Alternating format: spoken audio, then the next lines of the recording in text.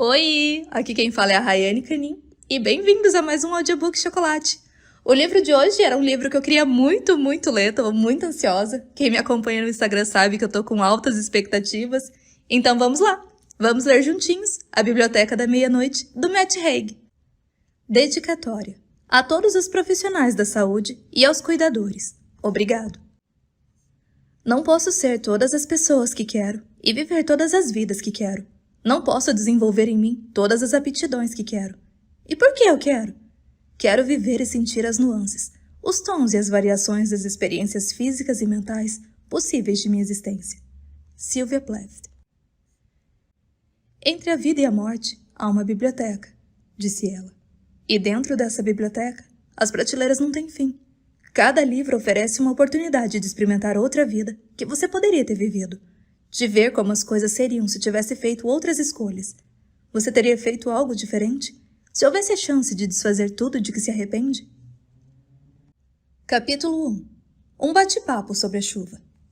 19 anos antes de decidir morrer, Nora Seed estava sentada no aconchego da pequena biblioteca de Hillsdale School, na cidade de Bedford. Olhava fixamente para um tabuleiro de xadrez em uma mesa baixa. Nora, querida, é natural se preocupar com o futuro, disse a bibliotecária, a senhora Elm, os olhos cintilando como raios de sol refletindo no orvalho congelado. A senhora Elm fez o primeiro movimento, cavalo pulando sobre uma fileira perfeita de peões brancos. É óbvio que você vai ficar estressada por causa das provas, mas Nora, você pode ser o que quiser. Pense em todas as possibilidades, isso é muito empolgante. É, pode ser. Uma vida inteira pela frente. Uma vida inteira. Você pode fazer qualquer coisa, morar onde quiser, num lugar menos frio e chuvoso. Nora moveu um dos peões 2 casas adiante. Era difícil não comparar a senhora Elm com sua mãe, que tratava Nora como um erro a ser corrigido. Por exemplo, quando ela ainda era bebê, sua mãe ficou tão agoniada com o fato de sua orelha esquerda ser mais saliente que a direita, que usava fita adesiva para tentar resolver o problema, e então a escondia por debaixo de uma touca de lã. Eu odeio frio e chuva, acrescentou a senhora Elm, para enfatizar. A senhora Elm tinha cabelos grisalhos e curtos, além de um simpático rosto ovalado e poucas rugas, que pairavam pálidos sobre a gola alta do suéter verde tartaruga. Era um tanto já idosa, mas era também a pessoa com quem Nora mais se identificava, em toda a escola. Mesmo quando não estava chovendo, ela passava o recreio da tarde inteira na pequena biblioteca. O frio e a chuva nem sempre andam juntos, argumentou Nora. A Antártica é o continente mais seco da Terra. Tecnicamente é um deserto. Parece perfeito para você. Não acho que seja longe o suficiente. Então talvez você devesse ser astronauta. Viajar pela nossa galáxia. Nora sorriu. A chuva é ainda pior em outros planetas. Pior que em Bedfordshire? Em Vênus é ácido puro. A senhora Elm tirou um lenço de papel da manga e assoou o nariz delicadamente. Viu? Com um cérebro desse você consegue fazer qualquer coisa. Um garoto loiro, que Nora reconheceu como sendo de uma turma 2 anos abaixo da sua, passou correndo do outro lado da janela respingada de chuva, ou perseguindo alguém, ou sendo perseguido. Desde que o irmão se fora, ela se sentia um pouco desprotegida do mundo. A biblioteca era um pequeno abrigo de civilização. Papai acha que eu joguei tudo fora, agora que parei de nadar. Olha, longe de mim querer me meter, mas o mundo é mais do que nadar bem rápido. Você tem muitas vidas diferentes possíveis pela frente. Como falei na semana passada, você poderia ser glaciologista. Andei pesquisando e foi então que o telefone tocou. Só um minuto, disse a senhora Elm baixinho. É melhor eu atender. Um instante depois, Nora ficou observando a senhora Elm ao telefone. Sim, ela está aqui agora. De repente, o rosto da bibliotecária foi tomado por uma expressão de perplexidade. Ela deu as costas para Nora, mas suas palavras puderam ser ouvidas pelo ambiente silencioso. Ah, não. Não. Ah, meu Deus. Sim. 19 anos depois. Capítulo 2. O Homem à Porta. 27 horas antes de decidir morrer, Nora Seed estava sentada em seu sofá velho e rasgado, rolando o feed e acompanhando a vida feliz de outras pessoas, esperando que algo acontecesse. E então, do nada, algo de fato aconteceu. Alguém, sabe-se lá por quê, tocou a campainha. Por um segundo ela ficou se perguntando se não deveria ignorar o toque. Afinal, já estava pronta para dormir, mesmo ainda sendo 9 da noite. Tinha vergonha de que a vissem com a camisa de malha folgada da Echo Warrior e a calça de pijama xadrez. Calçou as pantufas para parecer um pouco mais civilizada e viu que a pessoa à porta era um homem, um que ela reconhecia. Era alto, meio desengonçado e tinha jeito de menino, além de um rosto simpático, mas o olhar era bem vivo e penetrante, como se os olhos conseguissem enxergar através das coisas. Embora um tanto surpreendente, foi bom vê-lo ali, ainda mais porque ele estava com roupa de corrida e parecia acalorado e suado, apesar do tempo frio e chuvoso. O contraste entre eles a fez se sentir ainda mais desleixada do que havia se sentido 5 segundos antes. Mas ela andava meio solitária e, mesmo tendo estudado filosofia existencial o suficiente para acreditar que a solidão é parte intrínseca de ser da espécie humana, num universo essencialmente sem sentido, foi bom vê-lo ali. Ash? Disse ela sorrindo. É Ash, não é? É. E o que te traz aqui? Bom te ver. Algumas semanas antes, ela estava tocando o teclado quando ele passou correndo pela Bancroft Avenue e a viu na janela do 33A. E então, deu um tchauzinho de longe. Uma vez, alguns anos antes, ele a convidou para um café. Talvez estivesse prestes a repetir o convite. Bom te ver também, disse ele, mas a testa franzida não demonstrava isso. Quando os dois se falavam na loja, ele sempre parecia descontraído, mas agora havia um peso em sua voz. Ele coçou a sobrancelha, emitiu outro som, mas não conseguiu formar uma palavra inteira direito. Você vai correr? Uma pergunta retórica. Era óbvio que Ash tinha saído para correr, mas ele pareceu aliviado de repente, por ter algo trivial a dizer. É, vou correr a meia de Bedford. É domingo agora. Ah, é? Que ótimo. Eu estava pensando em participar de uma meia maratona, mas aí lembrei que odeio correr. Aquilo tinha sido mais engraçado dentro da sua cabeça do que quando as palavras saíram pela boca. Ela nem odiava correr, na verdade. Mas, mesmo assim, ficou inquieta ao ver a seriedade no rosto dele. O silêncio passou de constrangedor para outro patamar. Você me disse que tinha um gato, falou ele por fim. É, tenho sim. Me lembrei do nome dele. Voltaire. Um gato malhado, de pelo laranja. Isso, o apelido é Volts. Ele acha Voltaire meio presunçoso. Não curtiu muito filosofia e literatura francesa do século XVIII. Ele é bem centrado, sabe, para um gato. Ash baixou a cabeça para as pantufas dela. Infelizmente, eu acho que ele está morto. O quê? Ele está deitado, sem se mexer, no canto da rua. Olhei o nome na coleira. Acho que deve ter sido atropelado por um gato. Sinto muito, Nora. Ela ficou com tanto medo de sua mudança repentina de emoções naquele momento que continuou sorrindo, como se o sorriso pudesse mantê-la no mundo em que estivera até então. Aquele onde Volts ainda estava vivo e onde esse homem, para quem ela tinha vendido livros com partituras para violão, havia tocado sua campainha por outro motivo. Ash, lembrou-se ela, era cirurgião. Não de animais, de humanos. Se ele dizia que algo estava morto, era porque, muito provavelmente, estava morto. Sinto muito mesmo. Nora foi tomada por uma tristeza que lhe era bastante familiar. Só não caiu em prantos por causa da sertralina. Oh, meu Deus. Ela saiu de casa, andando pelo pavimento rachado e molhado da Bancroft Avenue, a respiração curta, e viu a pobre criatura de pelo laranja deitada no asfalto, envernizado pela chuva, ao lado do meio-fio. A cabeça encostada na calçada, as pernas esticadas para trás, como se estivesse no meio de um galope perseguindo algum pássaro imaginário. Ai, Volts. Ai, não. Ai, meu Deus. Ela sabia que deveria estar sentindo dor e desespero por seu amigo felino. E estava. Mas tinha de admitir que havia algo mais. Enquanto olhava fixamente para a expressão calma e tranquila de Voltaire, aquela total ausência de dor, um sentimento inevitável começou a tomar forma nas sombras. Inveja. Capítulo 2. Teoria das cordas. Quando Nora era mais nova, seu pai costumava ficar ao lado da piscina, a mandíbula cerrada, os olhos alternando entre o cronômetro e a filha, enquanto ela tentava bater o próprio recorde. Ao chegar agora ofegante e atrasada, para o turno da tarde na teoria das cordas, Nora se lembrou daquele velho olhar de julgamento que recebia com frequência após uma explosão de esforço físico. Foi mal, disse a Neil, no cubículo sem janelas e mal ajambrado que chamavam de escritório. Meu gato morreu ontem à noite e precisei cuidar do enterro. Na verdade, uma pessoa me ajudou com isso. Mas depois fiquei sozinha em casa e não consegui dormir. E esqueci de programar o despertador e só acordei ao meio-dia. E aí tive que correr. Era tudo verdade. E ela presumiu que sua aparência, incluindo o rosto sem maquiagem, o rabo de cavalo frouxo improvisado e o mesmo vestido jardineira de veludo cotelê verde, de segunda mão que havia usado para trabalhar a semana inteira, acompanhadas por um certo ar de desespero e cansaço, serviria como evidência. Neil ergueu os olhos do computador e se reclinou na cadeira. Juntou as mãos e posicionou os indicadores num formato de agulha de torre de igreja, apoiando-os no queixo como se fosse Confúcio, ponderando a respeito de uma verdade filosófica profunda sobre o universo, em vez de o dono de uma loja de instrumentos e equipamentos musicais lidando com o atraso de uma funcionária. Havia um pôster imenso da banda Fleetwood Mac na parede atrás dele, cujo canto superior direito havia descolado e dobrado como a orelha de um cachorrinho. Olha, Nora, eu gosto de você. Neil era inofensivo, um cara de 50 e poucos anos aficionado por guitarras e violões, que gostava de contar piadas sem graça e fazer covers medíocres de antigas músicas de Dylan ao vivo na loja. E eu sei que você tem uns lances de saúde mental.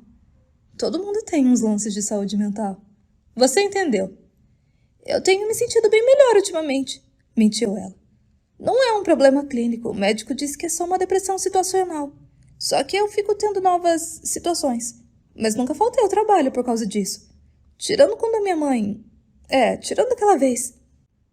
Neil suspirou. Quando fazia isso, emitia um silvo pelo nariz. Um si bemol sinistro. Nora, há quanto tempo você trabalha aqui? 12 anos e... Ela sabia o tempo exato. 11 meses e 3 dias, com poucas interrupções. É tempo demais. Eu tenho a impressão de que você merece coisa melhor, com seus 30 e muitos anos. Eu tenho 35. Tem tanta coisa acontecendo na sua vida, você dá aulas de piano para pessoas. Uma pessoa. Ele espanou o farelo do suéter. Você se imaginava presa na sua cidade, trabalhando numa loja? Sabe, quando tinha 14 anos. Como você se via? Aos 14? Como nadadora. Ela havia sido a atleta de 14 anos mais rápida do país em nado peito, e a segunda em nado livre. Ela se lembrava das vezes que havia subido ao pódio nos campeonatos nacionais de natação. E aí? O que aconteceu? Ela fechou os olhos e se lembrou da decepção, com um cheiro de cloro, de terminar em segundo lugar. Era muita pressão. Mas a pressão é o que faz a gente. A pessoa começa como carvão e a pressão faz dela um diamante.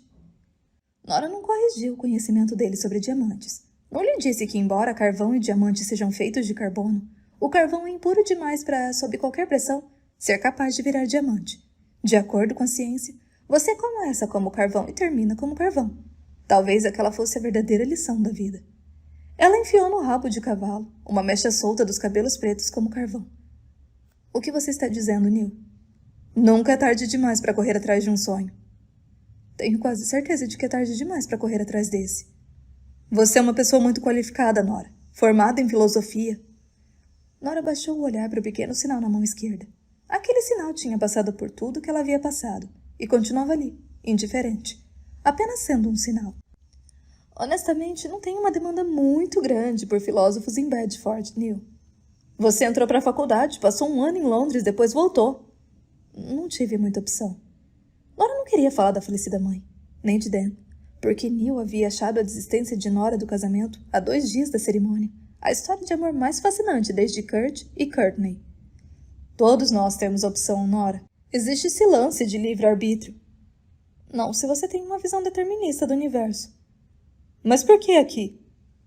Era aqui ou no centro de resgate de animais. A loja pagava melhor, além do mais. Você sabe, música. Você foi de uma banda, com seu irmão. Fui. The Labyrinths. A gente não ia dar em nada, na verdade. Seu irmão discorda? Aquilo pegou Nora de surpresa. Joey? Como você... Ele comprou um amplificador. Marshall DSL-40. Quando? Na sexta. Ele estava em Bedford. Só se aquilo era um holograma, tipo o Tupac. Ele provavelmente tinha ido visitar o Ravi, pensou Nora. Ravi era o melhor amigo do irmão. Enquanto Joy tinha abandonado a guitarra e se mudado para Londres para trabalhar no emprego de merda em TI, que ele odiava, Ravi havia permanecido em Bedford. Agora tocava em uma banda de covers chamada Slaughterhouse 4, se apresentando em pubs pela cidade. Entendi. Interessante. Nora tinha quase certeza de que o irmão sabia que sexta-feira era seu dia de folga. Isso mexeu com ela.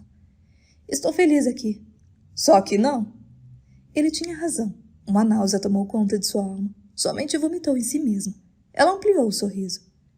Quer dizer, estou feliz com esse emprego. Feliz no sentido de, você sabe, satisfeita. Neil, eu preciso desse emprego. Você é uma boa pessoa. Se preocupa com todo mundo, com quem não tem onde morar, com o meio ambiente. Eu preciso desse emprego. Ele voltou à pose de Confúcio. Você precisa de liberdade. Eu não quero liberdade. Isso aqui não é uma organização sem fins lucrativos, mas devo dizer que está rapidamente se tornando uma. Vem cá, Neil. Isso tem alguma coisa a ver com o que eu disse umas semanas atrás? Sobre você ter que modernizar as coisas, eu tenho algumas ideias para fazer os jovens. Não, disse ele na defensiva. Antigamente esse lugar só vendia guitarras e violões. Teoria das cordas, sacou? Eu diversifiquei. Fiz funcionar. Só que nesses tempos difíceis não posso pagar você para afugentar os fregueses com essa cara de fim de semana de chuva. O quê? Perdão, Nora. Ele hesitou por um instante. Mais ou menos o tempo necessário para levantar um machado no ar. Mas vou ter que demitir você. Capítulo 4. Viver é sofrer. O céu estava repleto de nuvens de um cinza cor de fuligem, como se fosse um eco celestial da mente de Nora, enquanto ela andava sem rumo pelas ruas de Bedford, à procura de um motivo para continuar existindo. A cidade era uma esteira rolante de angústias. O centro esportivo, com suas paredes externas revestidas de pequenos seixos, onde seu falecido pai um dia havia visto nadar sem parar. O restaurante mexicano, onde tinha levado Dan para comer faditas. O hospital, onde a mãe havia se tratado. Dan tinha mandado uma mensagem de texto para ela no dia anterior. Nora, sinto falta de ouvir sua voz. A gente pode conversar? Beijos, D. Ela havia respondido que estava numa correria danada. Ha. E foi impossível mandar qualquer outra mensagem. Não porque não sentisse mais pena dele, mas porque sentia. E não podia arriscar magoá-lo de novo. Ela havia arruinado a vida dele. Minha vida está um caos. Ele tinha escrito em mensagens de texto inebriadas pouco depois do ex-futuro casamento, do qual ela havia pulado fora 2 dias antes. O universo tende ao caos e à entropia. Essa é uma lei básica da termodinâmica. Talvez seja uma lei básica da existência também. Você perde o emprego, então mais merda acontece. O vento sussurrou através das árvores. Começou a chover. Ela buscou abrigo em uma loja que vendia revistas e jornais, com a forte, e com o tempo haveria de provar, correta, sensação de que as coisas estavam prestes a piorar. Capítulo 5. Portas. No intervalo de um lento piscar de olhos, ela viu em sua mente o fantasma do pai encarando o cronômetro, como se estivesse esperando que ela o alcançasse. Seus olhos se abriram e ela entrou na loja. Fugindo da chuva? Perguntou a mulher atrás do balcão. Pois é. Nora manteve a cabeça baixa, sua angústia crescendo como um peso que não conseguia carregar. Havia uma National Geographic em exposição. Quando olhou atentamente para a capa da revista, a imagem de um buraco negro, se deu conta de que era aquilo que ela era. Um buraco negro. Uma estrela moribunda, colapsando sobre si mesma. Seu pai tinha sido assinante da revista. Ela se lembrava de quando havia ficado fascinada por um artigo sobre Svalbard, o arquipélago norueguês no Oceano Ártico. Ela nunca tinha visto um lugar que parecesse tão longe. Havia lido sobre cientistas fazendo pesquisas em meio a geleiras, fiordes congelados e papagaios do mar. E então, incentivada pela Sra. Elm, ela havia decidido que queria ser glaciologista. Ela avistou a figura desleixada e encurvada de Ravi, o amigo do irmão e ex-integrante da banda deles, perto das revistas de música, absorto na leitura de um artigo.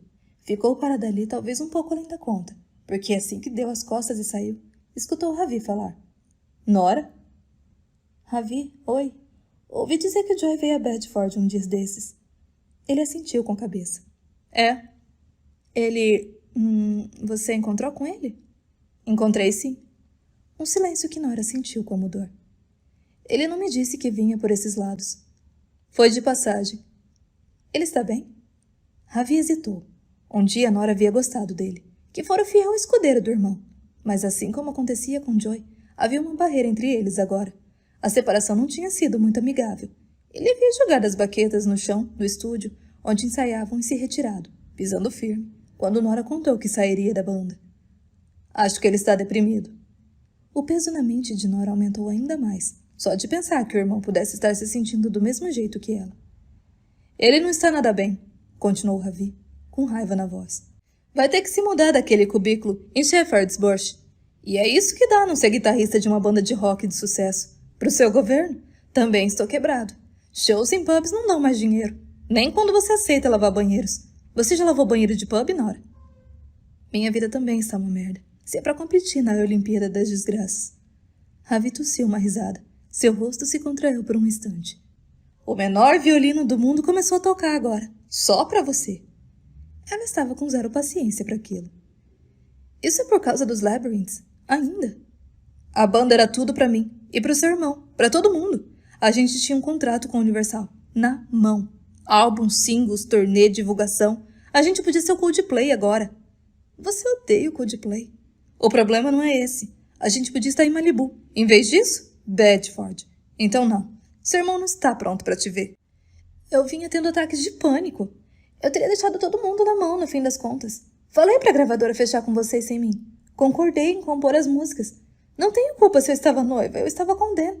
Foi meio que um empecilho. Ah, é? E que fim levou essa história? Havia, isso não é justo. Justo. Excelente palavra. A mulher atrás do balcão estava atenta e boquiaberta. Bandas não duram, a gente teria sido tipo uma chuva de meteoros, acabado antes de começar. Chuvas de meteoros são lindas pra caralho. Ah, qual é? Você ainda está com ela, não está? Eu poderia estar com ela e numa banda de sucesso, com dinheiro no bolso. A gente teve aquela chance, na mão. Ele apontou pra palma. Nossas músicas eram do caralho. Nora se odiou por corrigir de nossas para minhas em sua cabeça. Não acho que o seu problema tenha sido medo do palco, ou medo do casamento. Acho que o seu problema era medo da vida. Aquilo doeu. As palavras dele a deixaram sem ar. E eu acho que o seu problema, retrucou ela, a voz trêmula, é ficar culpando os outros pela sua vida de merda. Ele assentiu com a cabeça, como se tivesse levado um tapa. Colocou a revista de volta no lugar. A gente se vê por aí, Nora. Diz pro Joy que eu mandei lembranças, pediu ela, enquanto ele saía da loja para a chuva. Por favor. Ela viu de relance a capa da revista Your Cat, um gato malhado de pelo laranja. Os sons em sua mente aumentaram de volume, parecendo uma sinfonia Star-Andy-Drang, como se o fantasma de um compositor alemão estivesse preso em sua cabeça, promovendo o caos e ampliando a intensidade sonora. A mulher atrás do balcão disse algo que ela não entendeu. Hein? Nora Sid? A mulher, no cabelo um corte Chanel louro, na pele um indício de bronzeamento artificial, parecia feliz, descontraída e relaxada, de um jeito que Nora não sabia mais ser. Estava debruçada no balcão, apoiada nos antebraços como se Nora fosse um lêmure no zoológico. Eu mesma. Meu nome é Carrie Ann. Eu me lembro de você da escola, a nadadora. Super inteligente. Não teve uma vez que aquele professor... Como era mesmo o nome dele? Ah, Sr. Blandford. Ele não reuniu todo mundo no auditório só para falar de você? E disse que você ia virar uma atleta olímpica? Nora fez que sim com a cabeça. Então, você virou? Eu, desisti. Estava mais interessada em música, na época. Depois a vida tomou outro rumo. E então, o que você faz agora? Estou entre uma coisa e outra. Tem alguém, então? Marido? Filhos? Nora fez que não com a cabeça, desejando que caísse, a cabeça, no chão, para que nunca mais precisasse conversar com uma pessoa desconhecida de novo. Nossa, você não pode perder mais tempo. Tic-tac, tic-tac. Eu tenho 35 anos. Quem dera a Izzy estivesse ali. Izzy não levaria esse tipo de desaforo para casa. Eu não tenho certeza se quero... Jake e eu parecíamos coelhos, mas conseguimos. 2 diabinhos. Só que valeu a pena, sabe? Eu me sinto plena. Posso te mostrar umas fotos. Eu fico com dor de cabeça olhando para celulares. Dan queria filhos. Nora não sabia. A maternidade a aterrorizava. O medo de uma depressão, pior ainda. Não conseguia nem cuidar de si mesmo, quanto mais de outra pessoa. Você ainda está em Bedford, então? Uhum. Achei que ficaria longe daqui. Eu voltei. Minha mãe ficou doente. Ah, sinto muito. Espero que ela esteja bem agora. Melhor eu ir andando. Mas ainda está chovendo. Ao sair da loja, ela desejou que houvesse apenas portas à sua frente, para que pudesse atravessá-las uma a uma, deixando tudo para trás. Capítulo 6. Como ser um buraco negro. Nora estava em queda livre e não tinha ninguém com quem conversar. Sua última esperança era a ex-melhor amiga Izzy, que vivia a mais de 15.000 quilômetros na Austrália. E as coisas também haviam esfriado entre as duas. Ela pegou o celular e mandou uma mensagem para Izzy. Oi, Izzy. Há quanto tempo? Saudades, amiga. Seria maravilhoso colocar o papo em dia. Beijo. Ela adicionou mais um beijo e enviou. Em menos de um minuto, Izzy tinha visualizado a mensagem. Nora esperou em vão pelo aparecimento dos 3 pontinhos. A expressão no rosto de Ryan Bailey era sempre de quem tinha um conhecimento profundo e significativo das coisas. Nora tinha se apaixonado por ele desde que vira interpretar um taciturno Platão na TV, em Os Atenisienses, e desde que ele dissera em uma entrevista que havia estudado filosofia. Ela os imaginara em papos cabeça sobre Henry David Thoreau, em meio a um véu de vapor num banho quente de banheira na casa dele em West Hollywood. Avance com confiança na direção de seus sonhos, dissera Thoreau. Viva a vida que imaginou. Thoreau tinha sido seu filósofo favorito na faculdade, mas quem na vida real segue confiante na direção de seus sonhos? Bom, tirando Thoreau, ele foi morar no meio do mato, sem contato algum com o mundo exterior, para simplesmente ficar sentado lá, sem fazer nada, para escrever, cortar lenha e pescar. Mas a vida provavelmente era mais simples 2 séculos atrás, em Concord, Massachusetts, do que a vida moderna em Bedfordshire. Ou talvez não. Talvez ela só fosse péssima nisso, na vida. Horas inteiras se passaram. Ela queria ter um propósito, algo que lhe desse uma razão para viver, mas não tinha. Nem o pequeno propósito de buscar os remédios do Sr. Bernard na farmácia, pois já havia feito isso 2 dias atrás. Tentou dar algum dinheiro a um homem em situação de rua, mas se deu conta de que não tinha nenhum. Anime-se, querida. Pode ser que nada aconteça, disse alguém. Nada nunca acontecia, pensou ela. Esse era o problema. Capítulo 7. Antimatéria. 5 horas antes dela decidir morrer, quando começou a andar de volta para casa, o celular vibrou em sua mão. Talvez fosse Izzy. Talvez Ravi tivesse dito ao seu irmão para entrar em contato. Não. Ah, oi, Doreen. Uma agitação na voz. Onde você estava? Ela havia esquecido completamente. Que horas são? Eu tive um dia péssimo, foi mal. Ficamos 1 hora na frente da sua casa te esperando. Eu ainda posso dar a aula do Léo assim que chegar. Não demoro nem 5 minutos. Tarde demais, ele está com o pai agora. E vai ficar com ele nos próximos 3 dias. Ai, mil desculpas, foi mal mesmo. Ela era uma cachoeira de desculpas. Estava se afogando em si mesma. Pra falar a verdade, Nora, ele vem pensando em parar de vez. Mas ele é tão bom. Ele estava gostando das aulas, mas anda muito ocupado. São as provas, os amigos, o futebol. Alguma coisa tem que ser sacrificada. Ele tem um talento enorme. Comecei a ensinar Chopin pra ele, de droga. Por favor. Um suspiro bem profundo. Tchau, Nora. Nora imaginou o chão se abrindo e ela sendo levada através da litosfera e do manto terrestre, só parando ao atingir o núcleo, comprimida num metal sólido e inanimada. 4 horas antes de decidir morrer, Nora cruzou com um vizinho idoso, o Sr. Bernard. O Sr. Bernard tinha 84 anos. Sua saúde continuava frágil, mas a mobilidade havia melhorado um pouco depois da cirurgia no quadril. O tempo está horrível, não está? É mesmo, balbuciou Nora. Ele olhou para as plantas em sua jardineira. Mesmo assim, os lírios floresceram. Nora observou o amontoado de flores roxas, forçando um sorriso enquanto se perguntava que raio de consolo elas poderiam oferecer. Os olhos do Sr. Bernard aparentavam cansaço por trás dos óculos. Ele estava parado diante da porta, procurando a chave. Havia uma garrafa de leite na sacola de mercado, que parecia muito pesada para ele. Era raro vê-lo fora de casa. Uma casa que ela havia visitado durante seu primeiro mês ali, para ajudá-la a fazer compras de mercado pelo computador. Ah, disse ele. Tenho boas notícias. Não preciso mais que você pegue meus remédios. O menino da farmácia se mudou para perto daqui e disse que vai trazer os comprimidos para mim. Nora tentou falar alguma coisa, mas não conseguiu articular as palavras. Em vez disso, assentiu com a cabeça. Ele conseguiu abrir a porta e depois a fechou, recolhendo-se ao que havia virado um santuário em homenagem à querida esposa morta. Então era isso. Ninguém precisava dela. Era supérfluo para o universo. Ao entrar em seu apartamento, o silêncio ficou mais alto que o barulho. O cheiro de ração de gato, uma tigela ainda posta para Voltaire, a comida pela metade. Ela se serviu de um pouco de água, tomou 2 antidepressivos e ficou olhando fixamente para o restante dos comprimidos pensativa.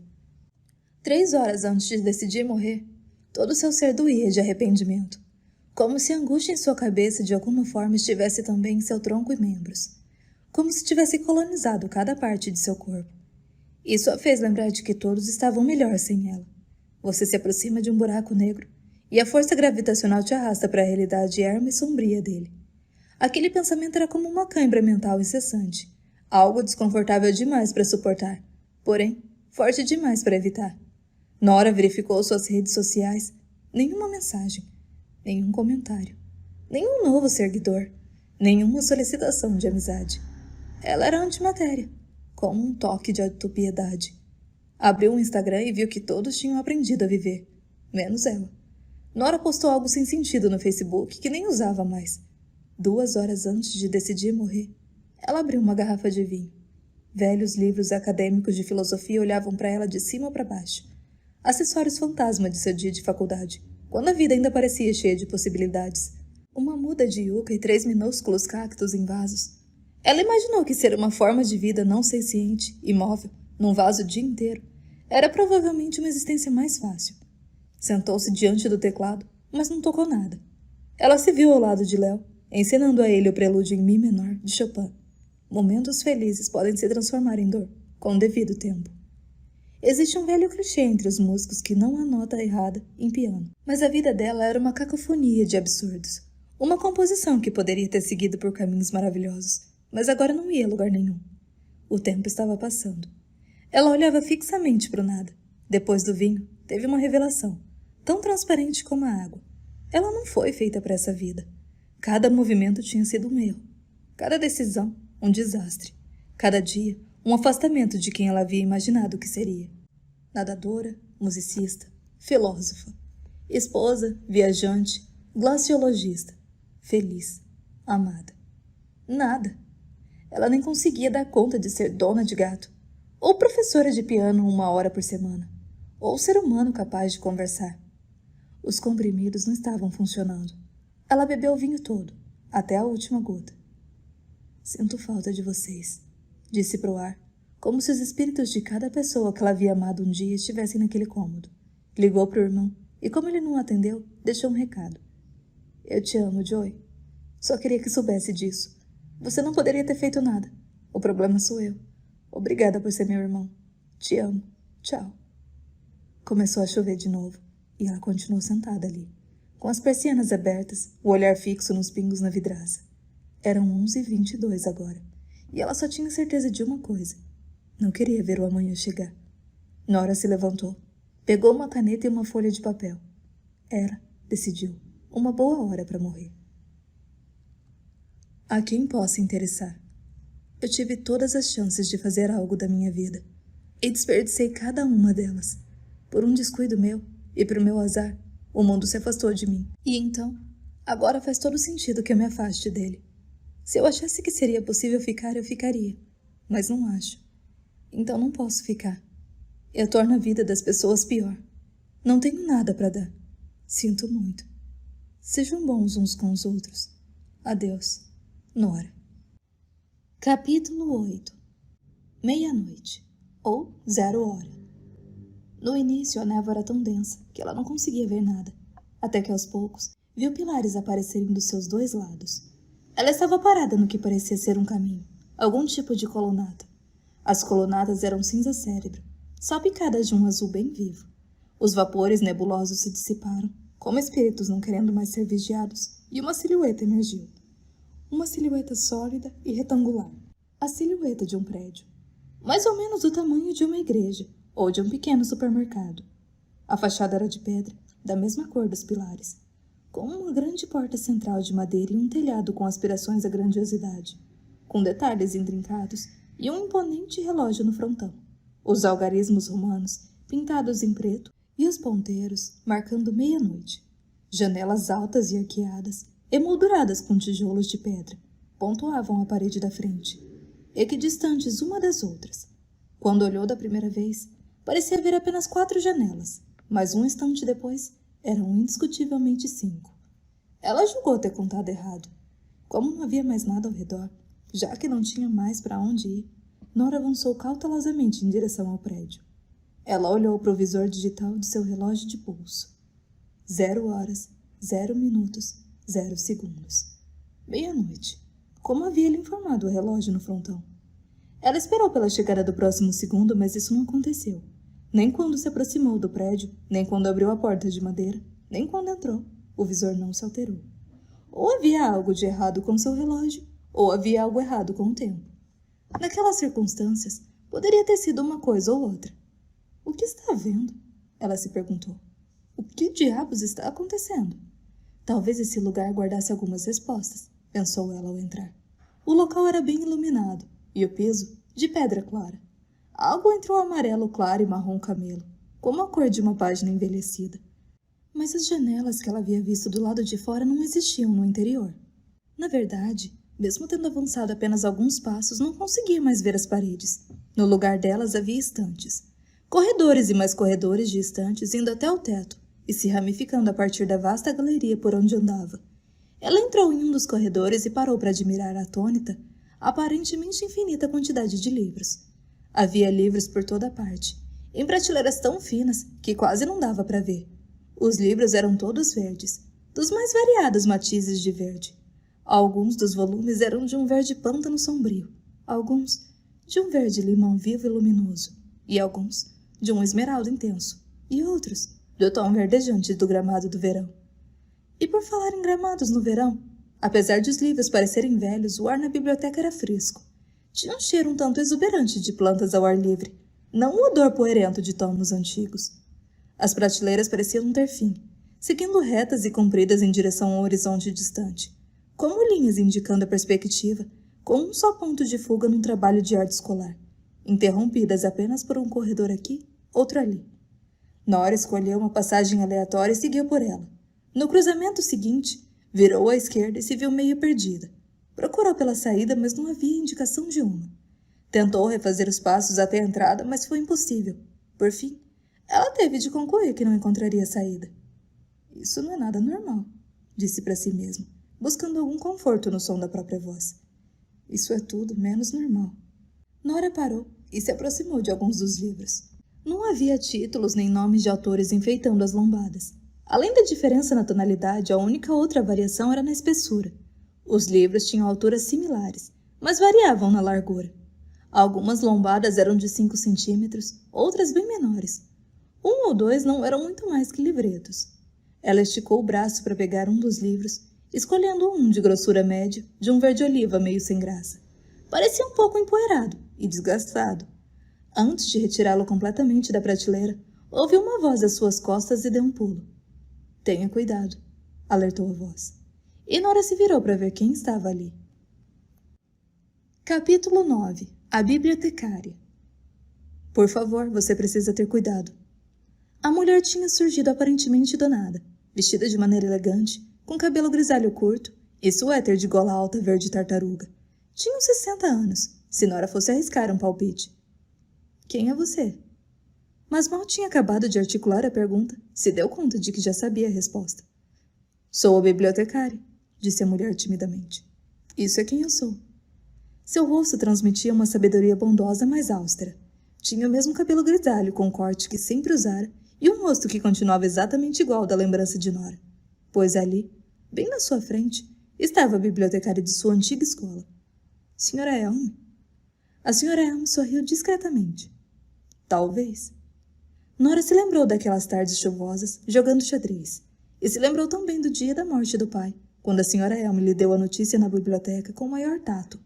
Seu pai havia morrido de repente, de ataque cardíaco, no campo de rugby do colégio interno para meninos onde dava aula.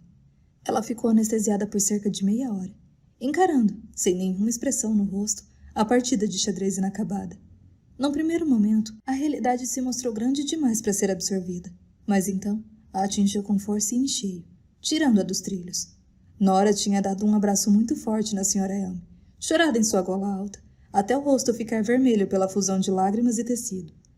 A senhora Elme tinha segurado nos braços, fazendo carinho na parte de trás da sua cabeça, como um bebê, sem recorrer a clichês, nem tentado consolá-la com palavras vazias, apenas demonstrando preocupação. Ela se lembrava da voz da senhora Elme lhe dizendo, naquele momento, as coisas vão melhorar, Nora. Vai ficar tudo bem. Mais de uma hora se passou antes que a mãe de Nora fosse buscá-la, o irmão chapado e entorpecido no banco traseiro. E Nora havia-se sentado na frente, ao lado da mãe muda e trêmula, dizendo que a amava, mas não ouvindo nada em resposta. Que lugar é esse aqui? Onde estou? A senhora Elme abriu um sorriso bem formal. Aqui é uma biblioteca, óbvio.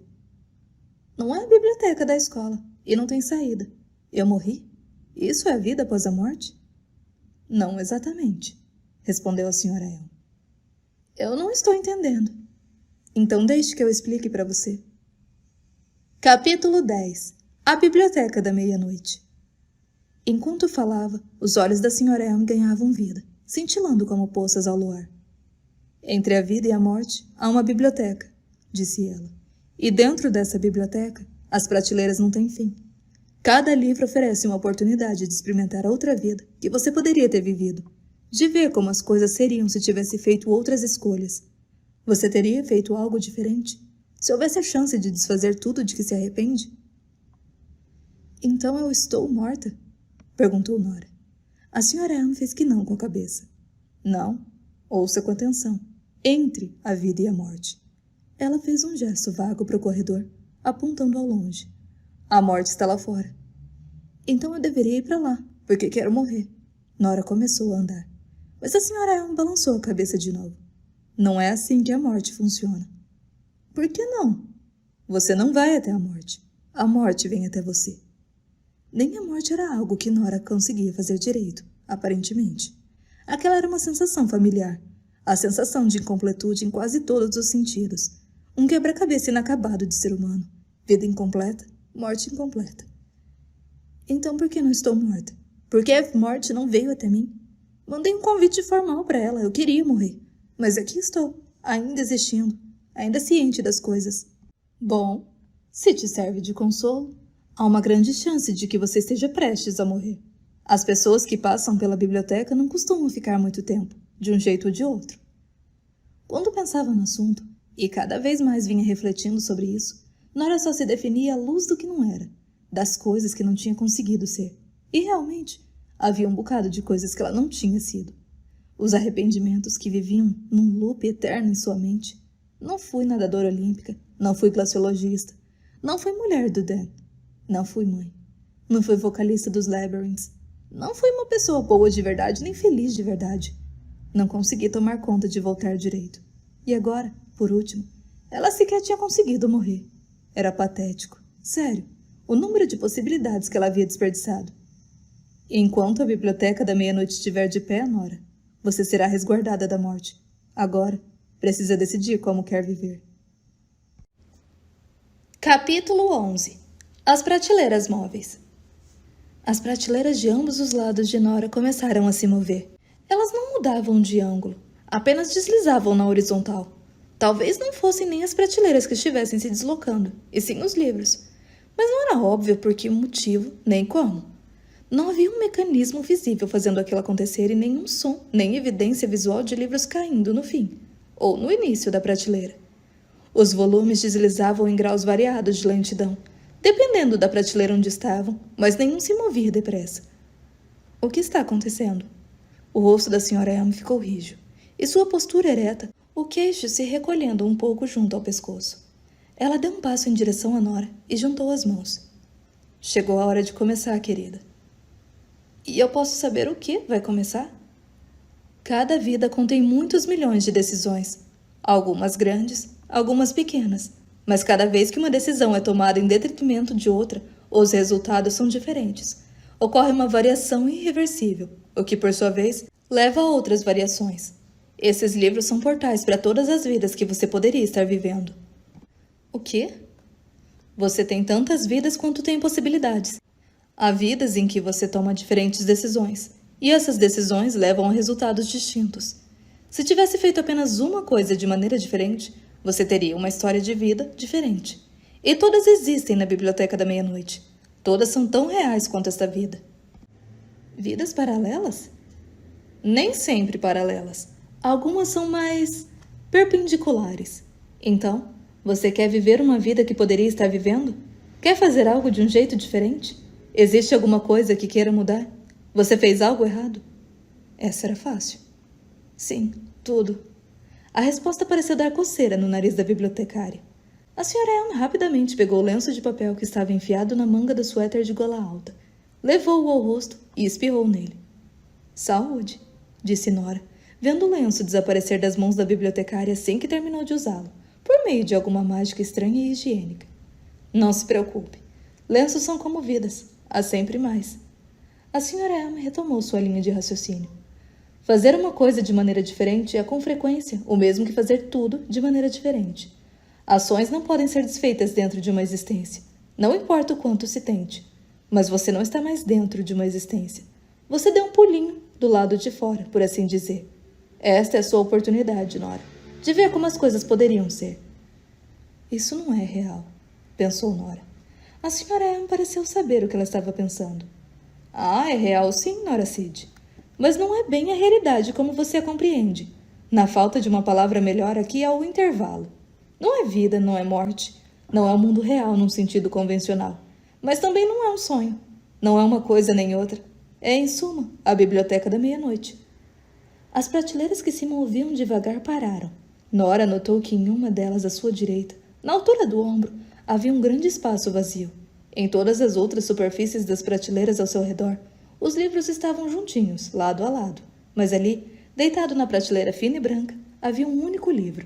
E aquele volume não era verde como os demais. Era cinza. Tão cinza como a pedra da fachada do prédio que ela avistara através da névoa. A senhora Elm pegou o livro da prateleira e entregou a Nora. Seu ar era de satisfação, e sua expressão de expectativa positiva, como se tivesse acabado de dar a Nora um presente de Natal. Enquanto estava sendo segurado pela senhora Elm, ele parecia ser leve, mas era bem mais pesado do que aparentava. Nora começou a abri-lo. A senhora Elm fez que não com a cabeça. Você precisa esperar pela minha permissão. Por quê? Cada livro aqui, cada livro nesta biblioteca inteira, menos um, é uma versão da sua vida. Esta biblioteca é sua. Está aqui para você. Veja bem, a vida de cada pessoa poderia ter tido infinitos desfechos. Esses livros nas prateleiras são sua vida. Todos começando a partir do mesmo ponto no tempo. Agora, meia-noite, terça-feira, 28 de abril. Mas essas possibilidades de meia-noite não são iguais. Algumas são similares, outras bem diferentes. Isso é loucura, disse Nora. Menos um? Este aqui? Nora inclinou o tomo cinza-pedra para a senhora Elm. A senhora Elm arqueou uma sobrancelha. Sim, este. É algo que você escreveu sem nunca ter que digitar uma palavra. O quê? Este livro é a fonte de todos os seus problemas e também a solução para eles. Mas que livro é este? O título dele, querida, é O Livro dos Arrependimentos. Capítulo 12. O Livro dos Arrependimentos. Nora ficou olhando fixamente para ele e conseguia ver agora o pequeno título gravado na capa. O Livro dos Arrependimentos. Cada arrependimento que você já teve, desde o dia do seu nascimento, está registrado aqui, disse a senhora Elm, batendo com o dedo na capa. Eu lhe dou permissão para abri-lo agora. Como o livro era muito pesado, Nora se sentou no chão de pedra, com as pernas cruzadas para abri-lo. Então começou a folheá-lo. O livro era dividido em capítulos, organizados cronologicamente por seus anos de vida. 0, 1, 2, 3, até 35. Os capítulos ficavam bem mais extensos conforme o livro avançava ano a ano, mas os arrependimentos que ela acumulou não estavam relacionados especificamente àquele ano em questão. Arrependimentos ignoram a cronologia. Eles flutuam. A sequência dessas listas muda o tempo todo. Tá, faz sentido, acho.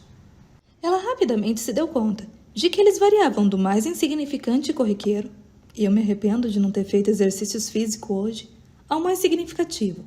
Eu me arrependo de não ter dito ao meu pai que o amava antes dele morrer. Havia arrependimentos de fundo contínuos, que se repetiam em várias páginas. Eu me arrependo de não ter continuado no Labyrinth, porque deixei Joy na mão. Eu me arrependo de não ter continuado nos Labyrinths, porque frustrei a mim mesmo. Eu me arrependo de não ter feito mais pelo meio ambiente. Eu me arrependo do tempo que passei nas redes sociais. Eu me arrependo de não ter ido para a Austrália com a Izzy. Eu me arrependo de não ter me divertido mais quando era mais jovem. Eu me arrependo de todas aquelas discussões com meu pai.